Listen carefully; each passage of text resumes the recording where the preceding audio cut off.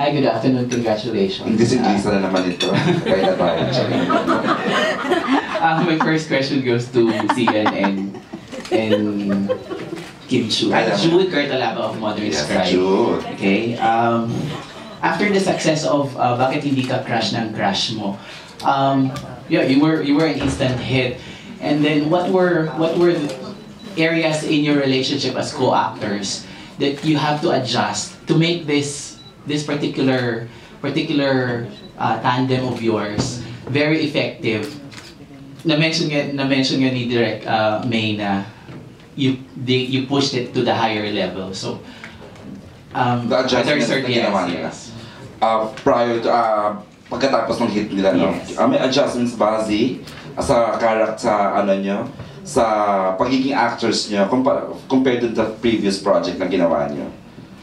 This time around, I think yung aside from the storyline na pinakita sa material na we can have fun with the material, I think yung people behind the movie rin, the staff, everyone from Direct May, talagang they were really supportive na they let us play with our characters. They let us have fun with it. Yun yung mga adjustments, that's where I worked from. Na, okay lang, sige, gawin mo. Tingnan namin kung ano pwede mong gawin. So, ganun. Yun yung ano.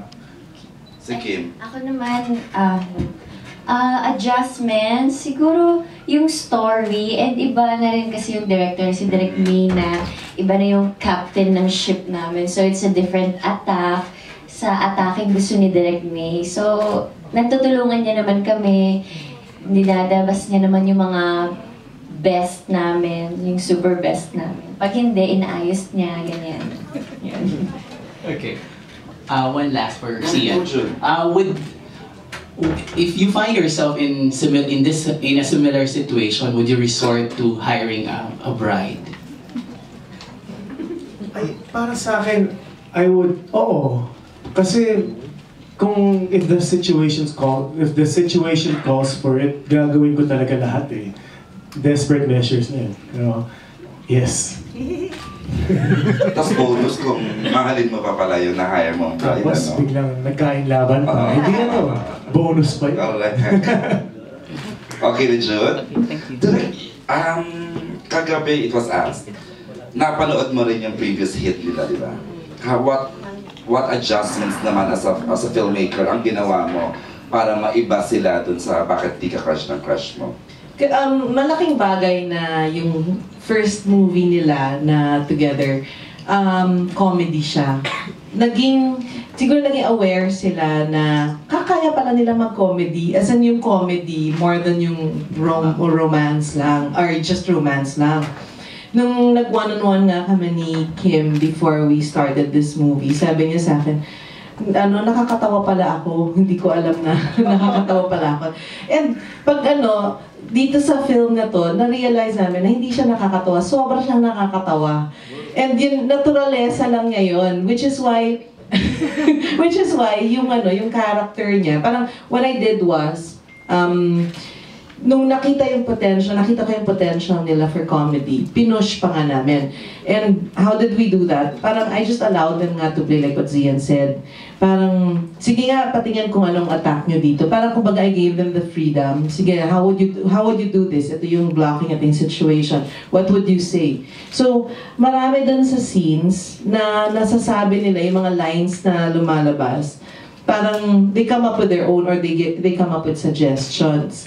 Si Kim nga, every take, nag-iiba-iba yung mga nasasabi niya. Pero, have yung mga yung mga hirit niya. Kaya nga parang sa editing, nahirapan ako. Parang, nakakatawa din yun. Pero nakakatawa rin to. Ano nang gagamitin natin? Pero, that's the difference dun sa last film. Kasi ito, dahil naging komportable na sila sa comedy, parang na-explore pa yung kaya nilang gawin. And nakakatuwa nga kasi grabe yung makikita mo na they're into their characters and at the same time, parang natutuwa sila na yung sa ginagawa nila kasi ang daming suggestions. Ito, nagpakuha pa ng costume sa bahay. Talagang alam mo yung nakakatuwa kasi alam mo yes, na feel nila yung yung roles and the film. And I think it's a big factor bakit masaya yung set kasi parang ano sila hindi sila just, just following instructions and parang they're helping create. Nagbigay talaga. Yes, they're creating the characters. Kaya, kung anong kinalabasan ng characters nila dito sa pelikulang to, we created it together. Thanks, Direk May.